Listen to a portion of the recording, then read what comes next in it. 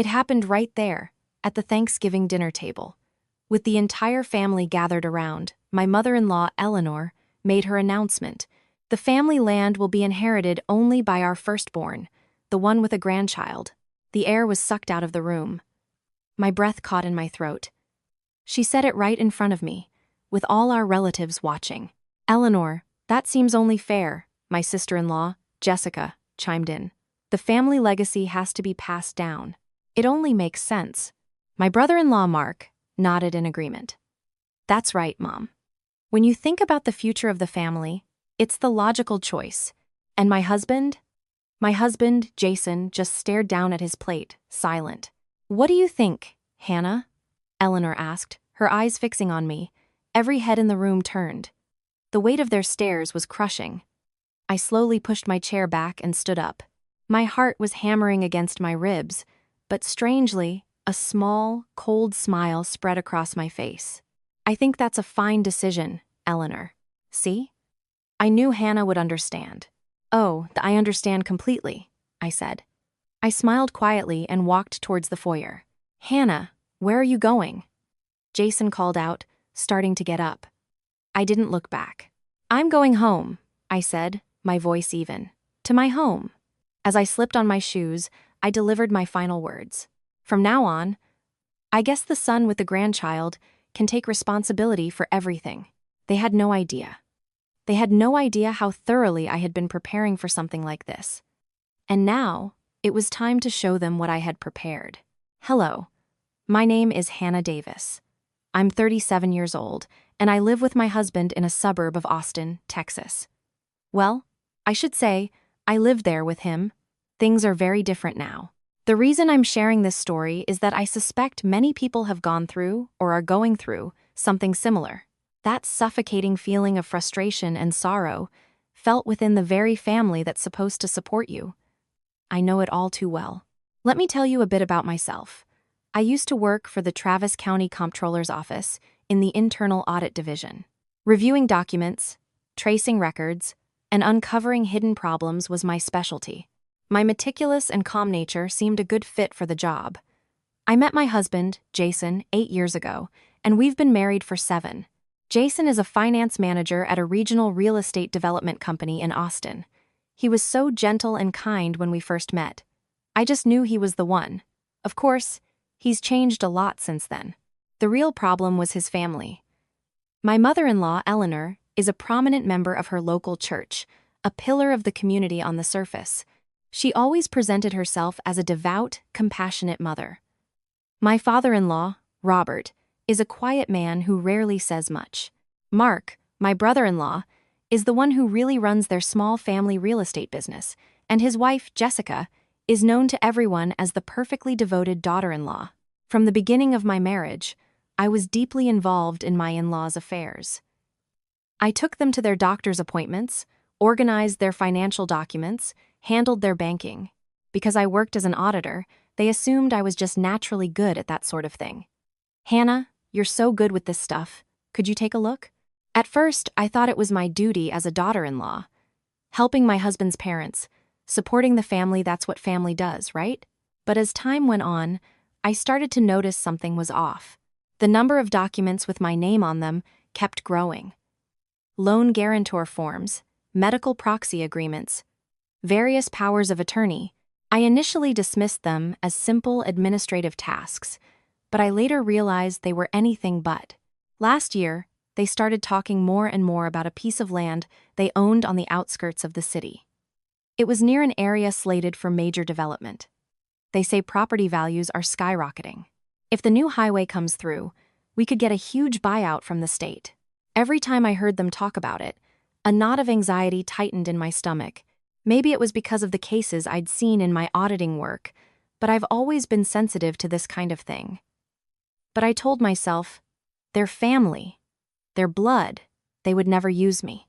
I was wrong. This past Thanksgiving changed everything. It was the morning of Thanksgiving Day, November 23rd, 2023.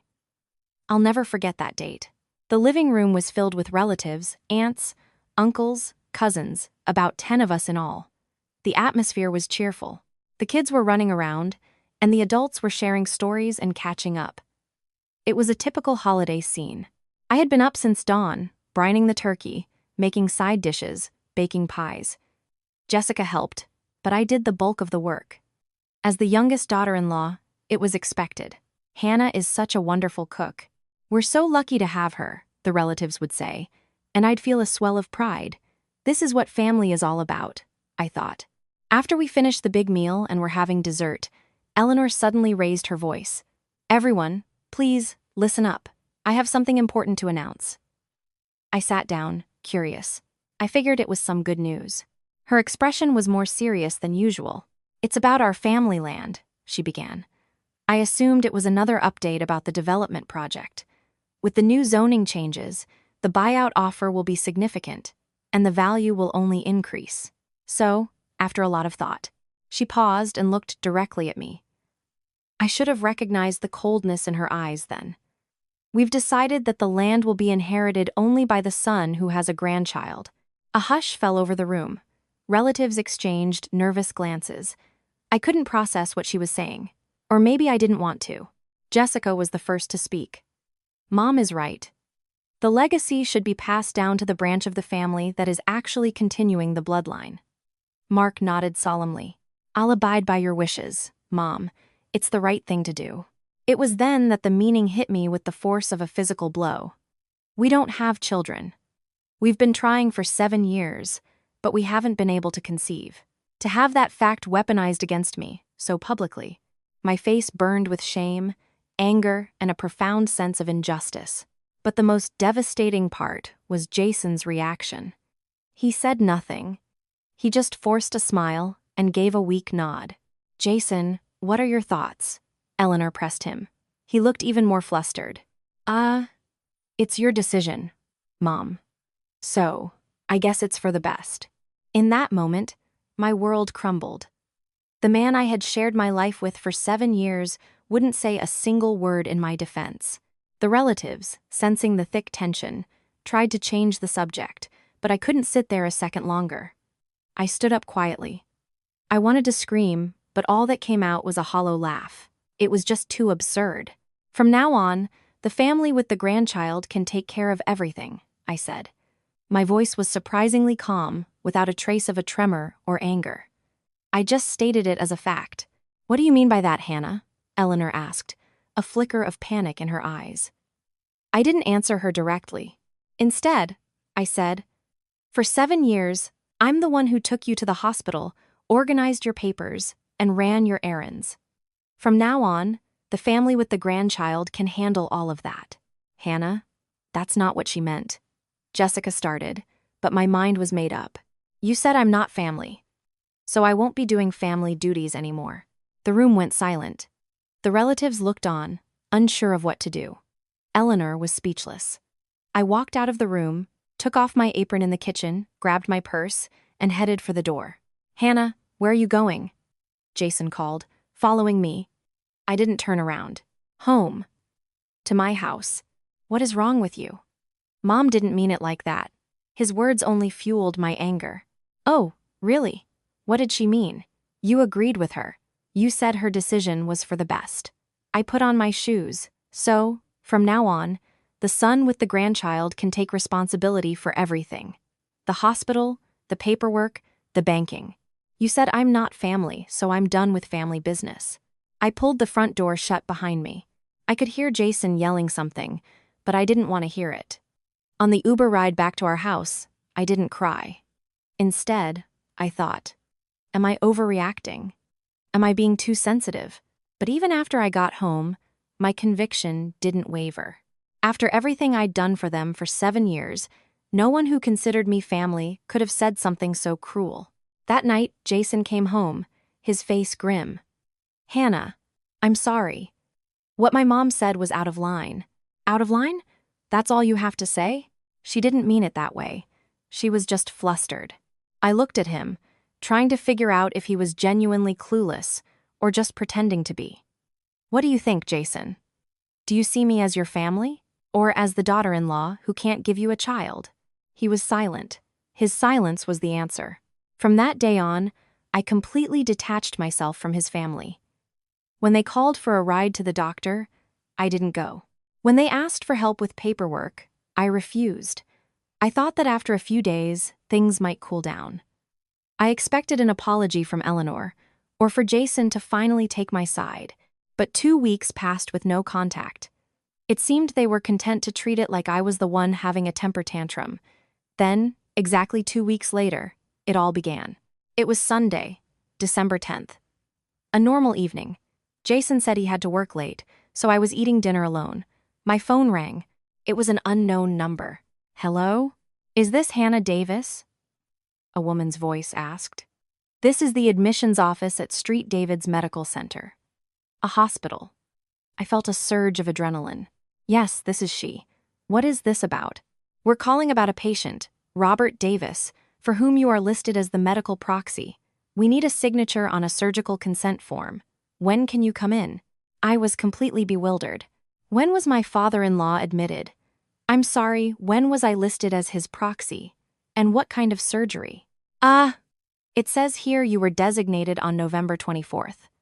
It's an emergency procedure, so we need a family member here as soon as possible. November 24th, the day after Thanksgiving, the day after I walked out. I'm sorry. I need to verify that I am, in fact, the current proxy. Please contact other family members, I said, and hung up.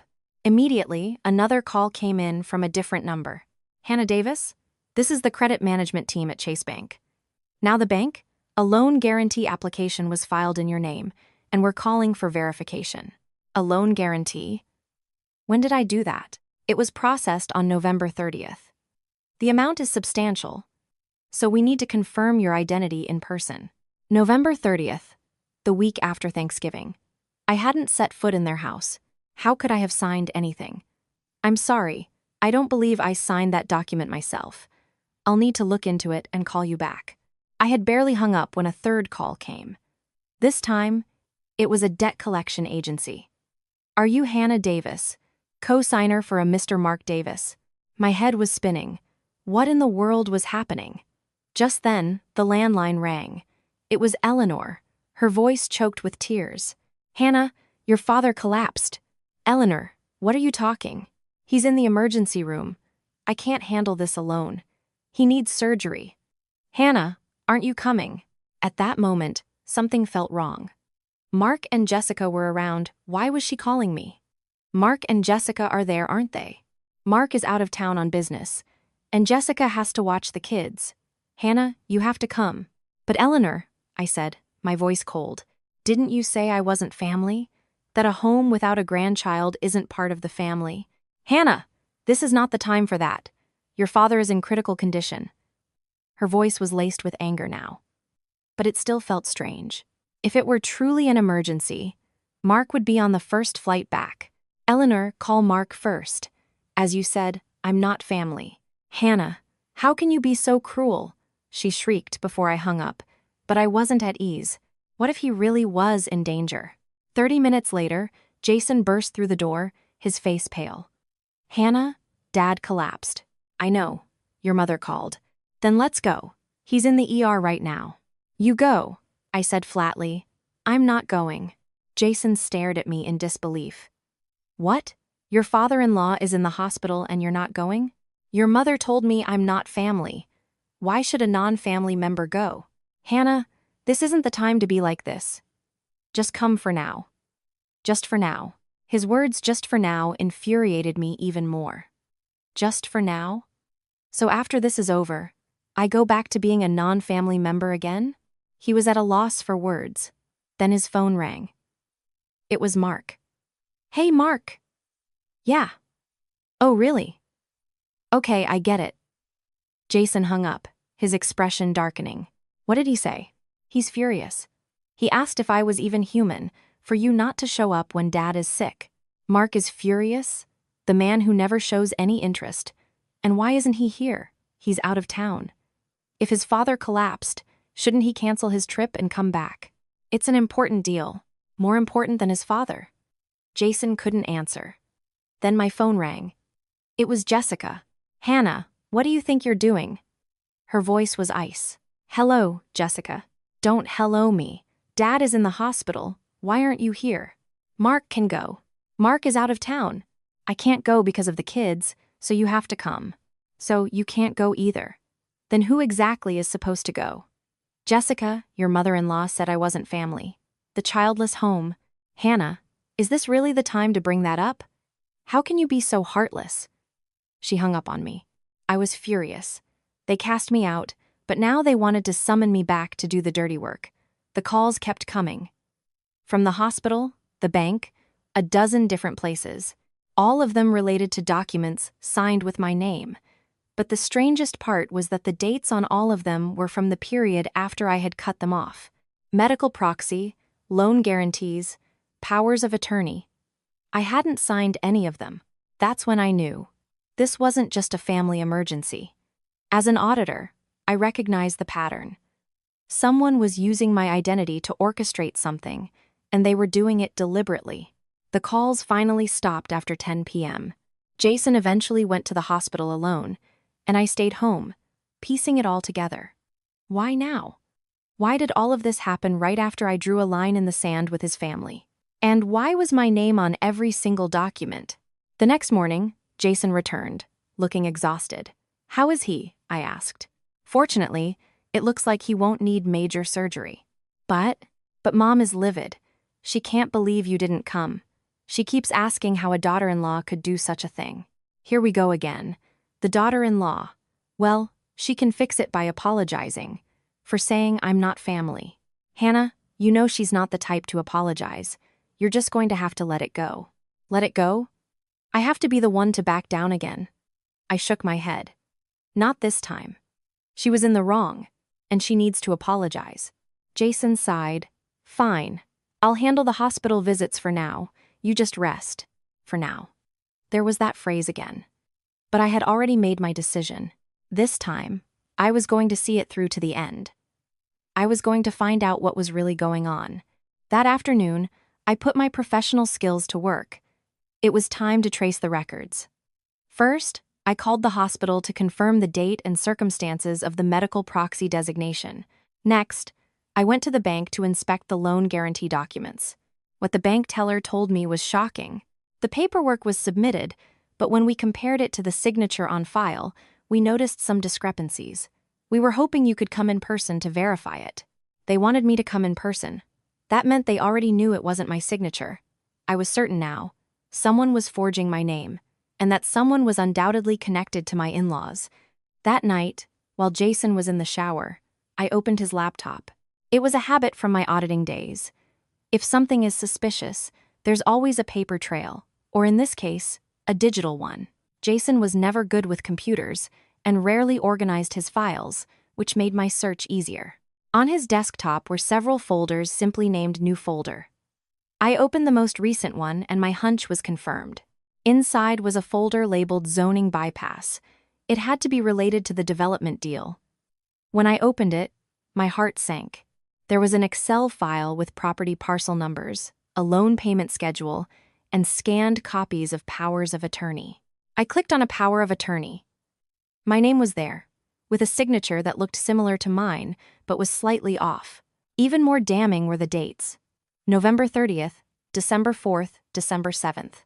All days when I was nowhere near my in-laws. I dug deeper and found the loan documents. In the cosigner section was my name, guaranteeing an enormous sum of money.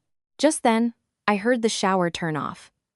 I quickly took pictures of the files with my phone and sent them to myself. "What are you doing?" Jason asked from behind me. I had already switched to a different folder. Nothing. Just browsing online. This laptop seems to be getting slow. He didn't seem suspicious, but my mind was racing. The fact that my husband was involved in this was almost too much to bear.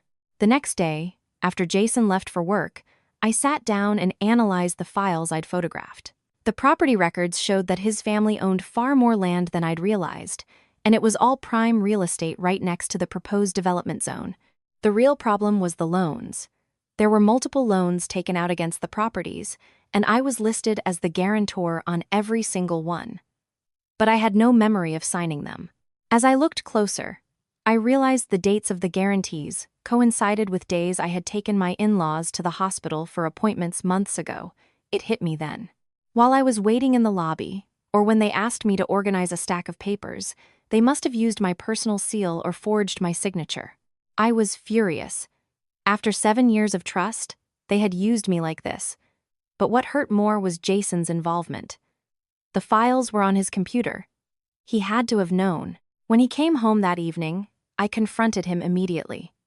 Jason, what's in the zoning bypass folder? His face went rigid. What folder? The zoning bypass folder on your laptop. The one filled with powers of attorney in my name. He couldn't speak. His expression said it all. He knew. Jason, how long has this been going on? How long have you been planning to use me like this? He hung his head. Hannah, it wasn't my idea. Mark made me do it. So it was my brother-in-law. Mark made you do it? And you just went along with it, without a second thought. No, it's not like that. It's family business. Family business? I thought I wasn't part of the family. You're happy to use me for your family business, though. Jason looked cornered. Hannah, don't make this so complicated. It's for our benefit in the long run. My benefit? How does me co-signing fraudulent loans benefit me? He had no answer. I showed him the photos on my phone. What is this? All these documents in my name. When did I sign any of these? It was just a formality. A formality? You call loan fraud a formality? He couldn't come up with another excuse. I was profoundly disappointed. After 7 years together, this is what he thought of me. You're just like your mother, I said. What's that supposed to mean? You don't see me as family.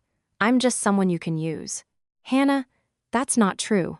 Then what is it? Is it normal for family to forge documents behind my back? He couldn't look at me. I didn't want to talk anymore. I made a new resolution. I was going to handle this myself. The next day, I went back to the bank to officially see the loan documents. As I suspected, the signature wasn't mine. It was a decent forgery, but different from my own. This doesn't look like my signature, I told the loan officer. In that case, we'll need to conduct a formal signature verification. Do you have your ID and a sample of your official signature? I provided them. The officer compared them and nodded. You're right. They are definitely different. This looks like a potential case of forgery. We'll have to launch an investigation. An investigation? Yes. We need to find out who brought this paperwork in and under what circumstances it was processed. I felt a wave of relief. At least the bank was on my side, but when I went home and faced Jason, the feeling was replaced by a heavy sense of dread. We ate dinner in silence. He seemed to feel guilty, and I didn't know what to say. Then his phone rang. It was Mark. Hey, Mark. Yeah. Oh, really? Okay. I got it. Jason hung up, his face grim. What did he want? The bank called him. They said there's a problem with the paperwork. So Mark knew. And? He wants us to go to the bank together tomorrow. You, me, and him. He wants me to go? Yeah. To sort things out. I let out a bitter laugh. Sort things out now? I looked at Jason. Fine, let's go. But I have a few things to say myself. He looked anxious. Hannah, let's not make a huge scene. We can resolve this as a family. As a family. There it was again. Didn't you all tell me I wasn't family? The childless home isn't part of the family. Hannah, we'll sort it all out at the bank tomorrow, I said, my voice hard. Who did what, and who's going to be held responsible? I couldn't sleep that night. 7 years of my life felt like a complete waste, but at the same time, I felt a new resolve hardening inside me. I would not be a victim anymore. I would use every skill I had to bring the truth to light. The one thing I learned from my job as an auditor was that if the evidence is solid, everyone is held accountable. And this time, I was the one holding the evidence. The next morning, before we could even leave for the bank, all hell broke loose. As Jason was getting ready for work, his phone started blowing up with calls from relatives. Jason, answer your phone. He picked it up, and his face grew darker and darker. Yeah, I understand. Yes, I'll do that. What is it? It's my aunt. She said the family group chat is going crazy. The group chat? I left that chat a long time ago. My mom posted something. He showed me his phone. On the screen was a photo of Eleanor crying at my father-in-law's bedside in the hospital. Beneath it was a caption, "Hannah has abandoned her father-in-law. How can a daughter-in-law be so cruel? I can't bear this alone." The comments were just as awful. Daughters-in-law these days have no respect. I didn't know Hannah was that kind of person. I was speechless. Eleanor had cast me out, and now she was playing the victim to turn everyone against me. Jason, what is this?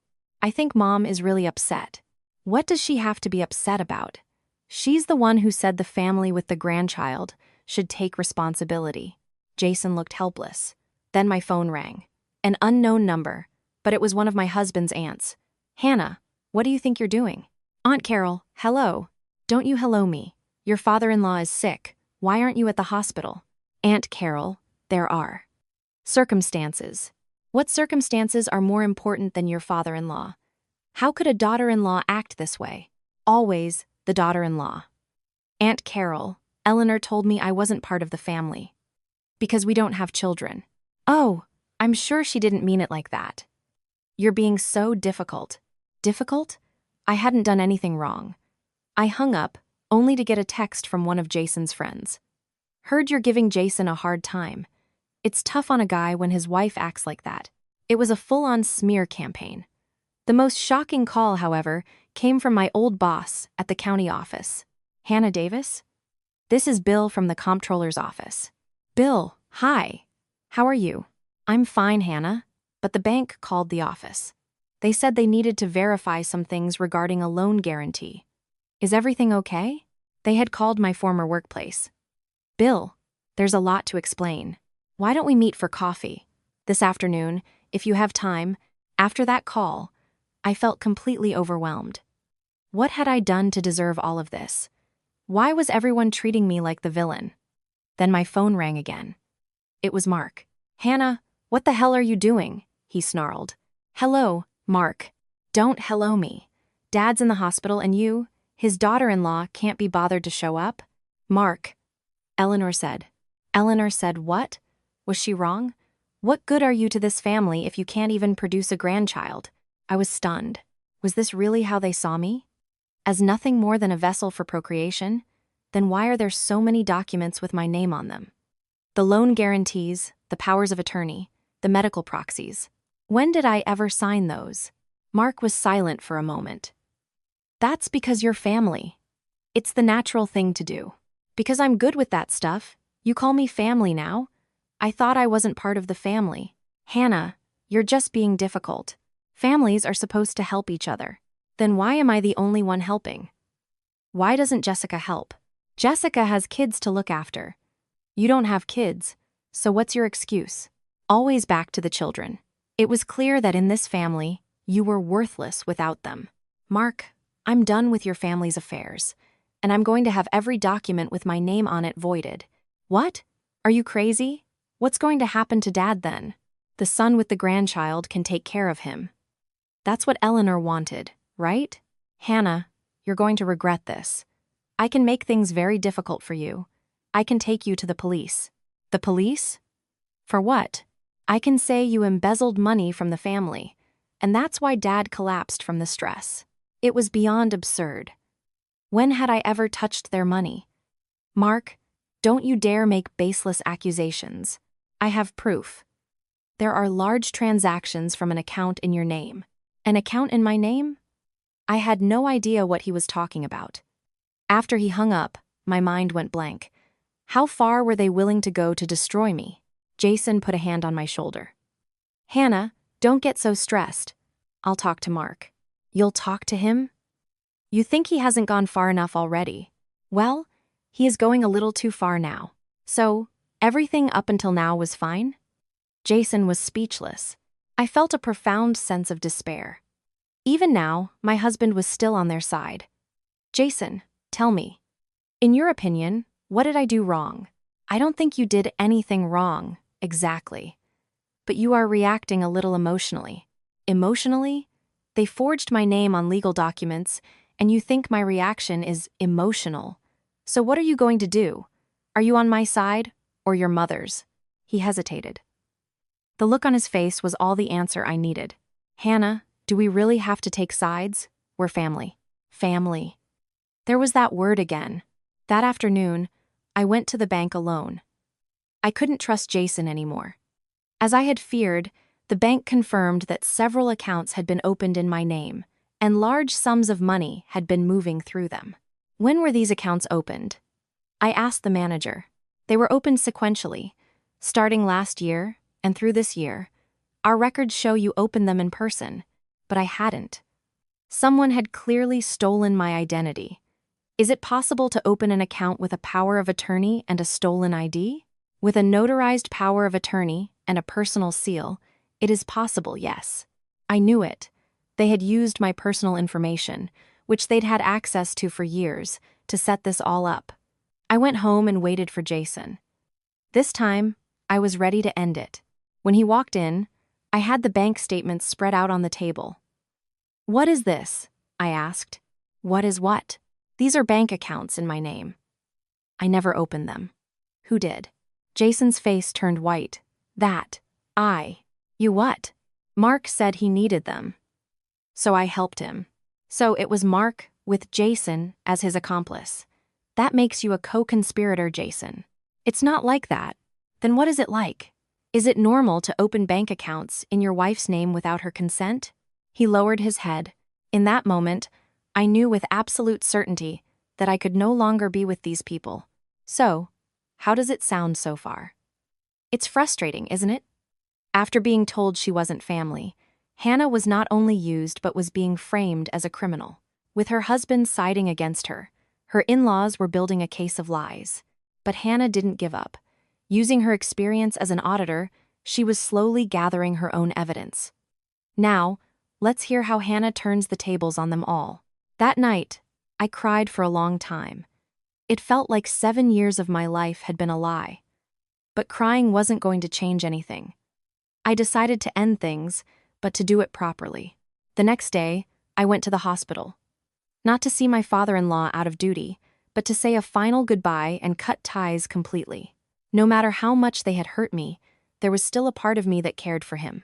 When I arrived, I saw Eleanor and Jessica whispering in the hallway. I took a different route to Robert's room. He was alone, looking much frailer than I remembered. "Robert, hello," I said softly. He looked up, surprised. "Hannah, you came." "I came to say goodbye."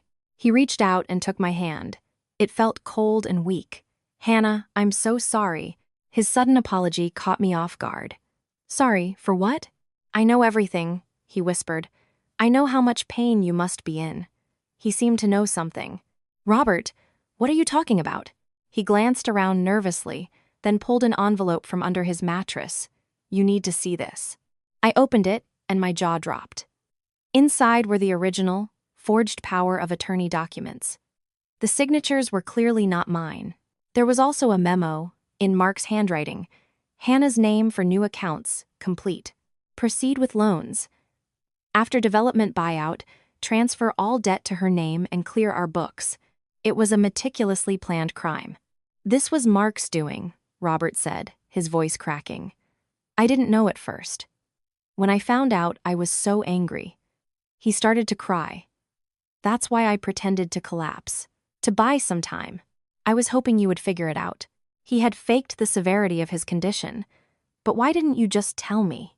"I needed proof." "And your mother-in-law?" Eleanor was in on it too deep.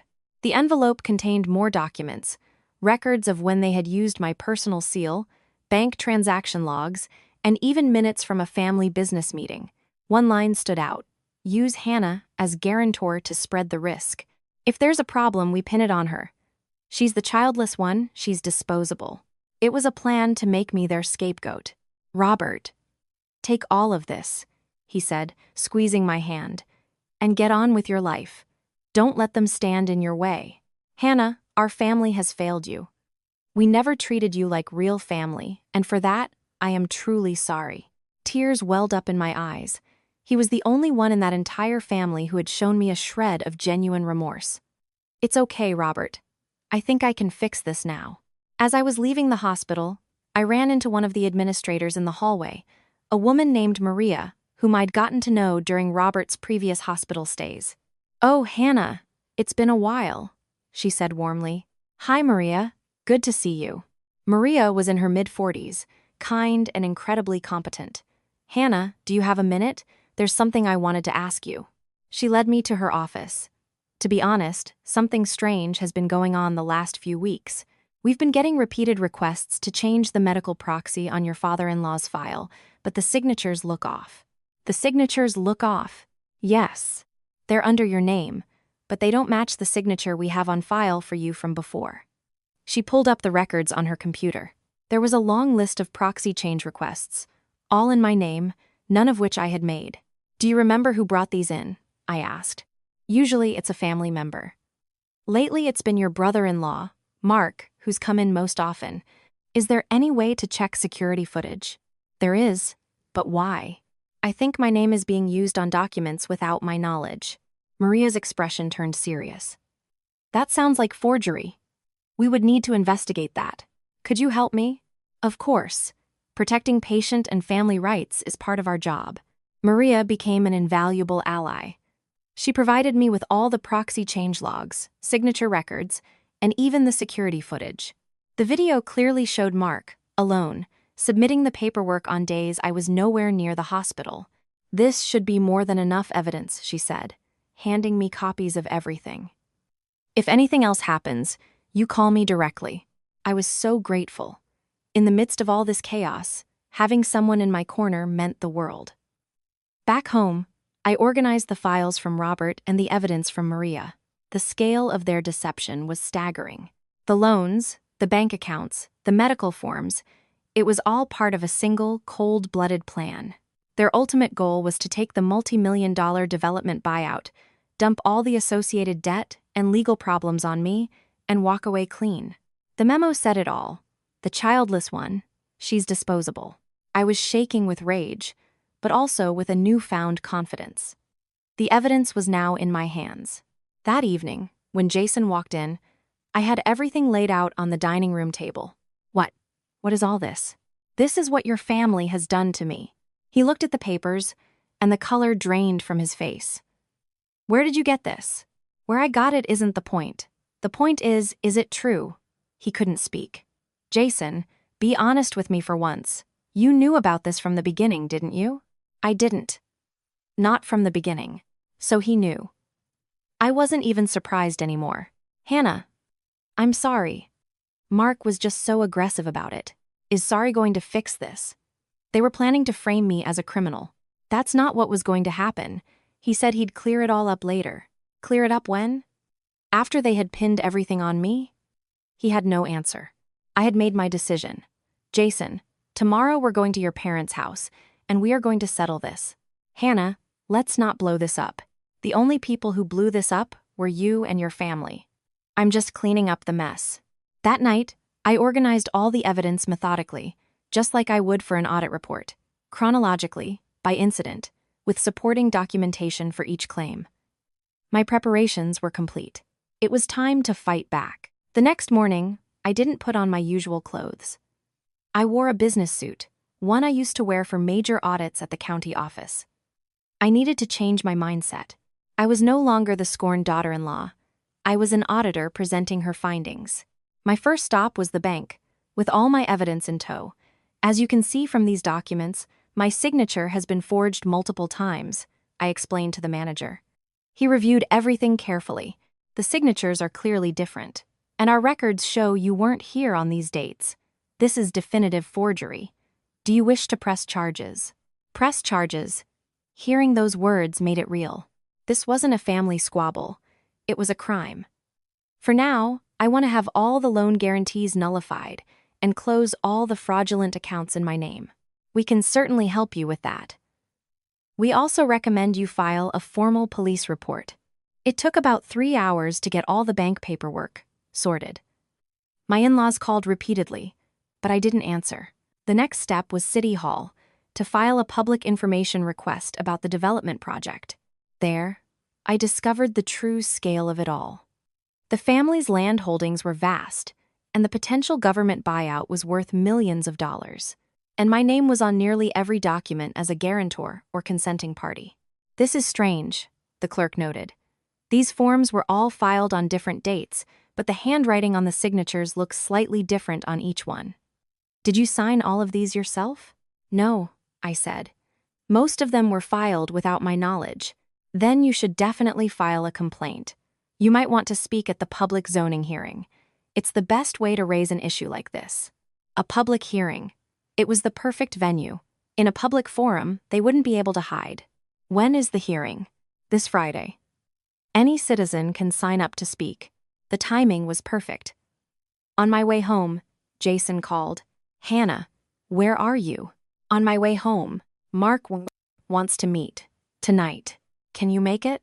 So they knew I'd been to the bank. Fine. I'll meet him. Hannah, please. Don't be too emotional. We can work this out as a family. That word again. As if saying family could magically erase felonies. Okay. I have plenty to say. We met that evening at a coffee shop near their house. Mark, Jessica, and Jason were already there, waiting. The mood was frosty. Sit down, Mark said curtly. I hear you went to the bank today. I did. Why didn't you tell us first? Why would I need to? It's my business. Mark's face tightened. Your business? This is our family's business. Ah, family again. But I thought you told me I wasn't part of the family. The childless home, remember? Hannah, are you really going to hold on to that one phrase? Jessica interjected. I'm not holding on to it. I'm clarifying the facts. I pulled out my file of documents. Perhaps you can explain these. The forged powers of attorney, the bank records, the hospital forms. Their faces grew progressively stonier as I laid them out. What is this? Mark asked, feigning ignorance. These are documents in my name. Documents I never signed. It was for the family. It was a necessity. A necessity. To commit bank fraud, identity theft, and forgery in my name without my consent? You call that a necessity? Mark was speechless. Jessica tried to intervene. Hannah, we never meant to hurt you. We were going to sort it all out later. When? How?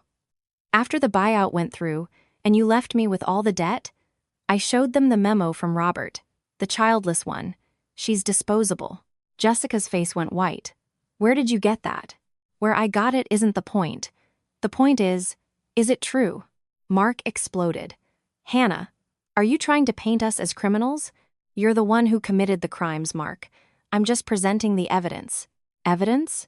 This is just how families help each other. Family? You kick me out of the family when it's convenient, then drag me back in to use me as a financial shield? He was cornered. Jason tried to mediate. Hannah, Mark didn't have bad intentions. We all would have benefited in the end. Jason, whose side are you on? It's not about sides. We're a family. You need to choose. You're either with me or you're with them. Make a choice. He hesitated, his face a mask of conflict. That was all the answer I needed. He's with them. I stood up. Fine. If you want to be extreme, I can be extreme too. What are you talking about? This Friday, at the public zoning hearing, I'm going to present all of this. I'm going to tell everyone how my name was used, who did it, and why. Mark stared at me, horrified. Hannah, are you insane? That will ruin us. But I'm not part of us. Remember? The childless home isn't part of the family. Hannah, please, Jessica begged. But my mind was made up. You've all had it easy for a long time, I said, looking at the three of them. From now on, the family with the grandchild can figure it out on their own. As I walked out, Mark screamed after me, Hannah, you'll regret this. Regret? I had already spent 7 years regretting. I was done with regret. I went home and started preparing my presentation for the hearing. In a few days, it would all be over. For real. Friday arrived, the day of the zoning hearing. I woke up early and reviewed my materials one last time. The forged documents, the bank records, the hospital logs, and Robert's damning memo. All the evidence was ready. The hearing room at City Hall was more crowded than I expected. Developers, local residents, and, as I expected, my in-laws. Eleanor was dressed to the nines, Mark and Jason in their best suits. They were there to try and stop me. The hearing began with a presentation of the development plan. The buyout figures were enormous. It was a massive project. Finally, it was time for public comment. I had signed up in advance, and I walked to the podium. Good evening. My name is Hannah Davis, and I am here tonight because I have discovered a serious issue of fraud directly related to this development project. The room quieted. I could feel the laser focus of my in-laws' glares. My identity has been stolen and used on numerous legal and financial documents connected to properties in the development zone, all without my consent. I began displaying my evidence on the projector screen. First, these are powers of attorney, all in my name, but none bearing my actual signature. A forensic handwriting analysis confirms this. Murmurs spread through the room. Second, here are the bank statements for accounts opened and loans taken out in my name, all without my knowledge. I could see Eleanor squirming in her seat. Third, and most disturbingly, is this. I projected the memo. This note outlines the plan behind the fraud. The words appeared in large, clear letters on the screen. The childless one, she's disposable. A gasp went through the audience. The so-called inheritance for the son with a grandchild was nothing but a cover story. The real plan was to use me to absorb financial risk, and then pin all the liability on me if the deal went south. Mark shot to his feet. That's a lie. There was no such plan. But I continued, presenting the hospital records, the security footage of him submitting the forms, the bank's official forgery report. The evidence is all here. And it shows a systematic, premeditated conspiracy. Eleanor suddenly stood up and shouted, "Hannah, how could you do this? How could you betray your own family? Betray them? Eleanor, who betrayed whom first? Who told me I wasn't family and then used me like a tool? That's not what I meant. Then what did you mean?" The evidence speaks for itself. Eleanor burst into tears, her pious church lady image shattering in an instant. "Hannah, please! Don't ruin our family." Jessica then stepped forward. "Hannah, you call this off right now, or I swear you'll pay for this." A threat, but I was prepared. Pay for it how, Jessica? By framing me for more crimes? Suddenly, a figure appeared at the back of the room. It was Robert, my father-in-law, in his hospital robe, leaning on a cane. "Dad!" Eleanor gasped, rushing to him. "What are you doing here? You're not well enough." But Robert pushed her away and walked slowly to the podium. He took the microphone. "My name is Robert Davis," he said, his voice trembling. "And I have something to say." The room fell silent. Everything my daughter-in-law, Hannah, has said is true. A collective shockwave went through the in-laws' side of the room. "Dad, what are you talking about?" Mark yelled. But Robert continued. "My son Mark orchestrated this entire scheme using Hannah. I was horrified when I found out. Hannah has done nothing but serve this family for 7 years, and we repaid her by using her, by treating her as if she wasn't one of us." Eleanor tried to stop him. "Robert, that's enough, please." But he finished. "I am deeply, deeply sorry for what our family has done to this young woman. We were wrong." In that moment, their entire world collapsed. "Dad, why are you doing this? Are you trying to destroy your own family?" Mark screamed. "You're the one who destroyed it, not me," Robert thundered back. Mark was stunned into silence. Jessica lunged towards me. "This is all your fault. You've ruined us." But other people in the room held her back. The tide of public opinion had turned completely. Then, Eleanor came and fell to her knees in front of me. "Hannah, please, forgive us. I was wrong. But I was done." "It's too late, Eleanor. It was too late the moment you told me I wasn't your family." "Hannah, please. I am no longer your daughter-in-law," I said, my voice clear and steady. "You made that perfectly clear." After the hearing, many people came up to me, offering words of support. "You are so brave. I can't believe you endured that." But I didn't feel victorious. I just felt empty. 7 years of my life, ending like this. That night, Jason was waiting for me at home. "Hannah, what are we going to do now?" "We're getting a divorce," I said simply. "A divorce? Isn't that a bit drastic?" "Drastic, Jason. You saw what happened tonight. You stood there and sided with them until the very end."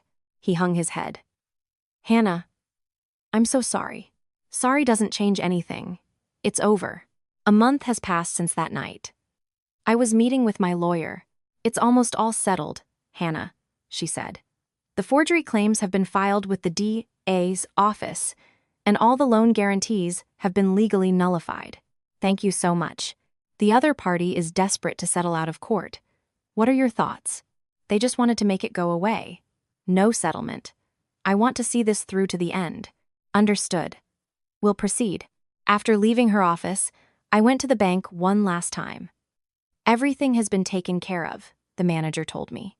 The fraudulent accounts are closed, and the loan guarantees are void. By the way, your ex-husband's family has been in several times. Oh? Why? They wanted to see if you could co-sign a new loan. We informed them that's not possible, as they've been blacklisted. So they still hadn't given up. I checked my phone. Dozens of missed calls from them. I didn't answer. There was nothing left to say. When I got home that afternoon, Jason was there, packing a box. Here, he said, handing me the divorce papers. Just sign them. So he had finally given up. Okay. I signed them without emotion. It was already over in my heart. Hannah, I really am sorry, he said one last time. It's okay. We're both better off this way. Mark, he's in a lot of trouble. At work, too. He brought that on himself, I said. And Mom. She's taking it really hard. If she's sick, she should see a doctor. The son with the grandchild can take her. He had nothing left to say. As he walked out the door, he looked back. Can I call you sometime? No, I said. After he left, the house was silent. A quiet I hadn't experienced in 7 years. A few days later, a text from Eleanor. Hannah, I was wrong. Please come back. I'll even put the land in your name. Put the land in my name? Now? I typed a reply. Eleanor, didn't you say I wasn't family? That the childless home isn't part of the family? Why would you give land to someone who isn't family? She never replied. A month later, I ran into Jessica at the grocery store. Hannah, she said, grabbing my arm. Hello, Jessica. Hannah, is it really over between us? It never began, I replied. Please, just give us one more chance. We'll all apologize. Jessica, an apology only counts if you give it before you get caught. After you get caught, it's just an excuse. Tears started streaming down her face. Our family is ruined, Hannah. Robert had a real stroke this time. Mom won't even leave the house to go to church, and Mark was fired. Their world had fallen apart. But it was a world they had built on lies. That's not my doing, Jessica. That is the consequence of your choices. I started to walk away. From now on, the family with the grandchild can handle it. Hannah, you'll be lonely by yourself, she yelled after me. Lonely? I turned back and smiled. I'm not by myself, Jessica. I have me. A few weeks after that, I started a new job, back in an auditing department. On my first day, my new colleagues were warm and welcoming. Hannah, do you happen to be married? A coworker asked at lunch. I'm divorced, I said. Oh, I'm sorry. Don't be, I smiled. I've never felt more free, and it was true. No more walking on eggshells for my in-laws. No more slaving away over holiday meals. After work, I started doing things I'd always wanted to do. I took a cooking class. I started studying Spanish again. One day, I bought a beautiful new journal at a bookstore. On the first page, I wrote, I am my own guardian. In that moment, I felt truly liberated. I was no longer someone's daughter-in-law, no longer someone's shield. I was just Hannah. Sometimes, they still try to call, but I don't answer. There's no need. Just last night, I got another text from Eleanor. Hannah, your father is very ill. Please, just come once. I didn't reply. The son with the grandchild can take care of it. Instead, I looked in the mirror. Hannah, I said to my reflection, you've been through a lot. From now on, I've got your back. And today, I began another ordinary day. A day with no in-laws to worry about, no husband to please. A day that is, finally and completely, all my own.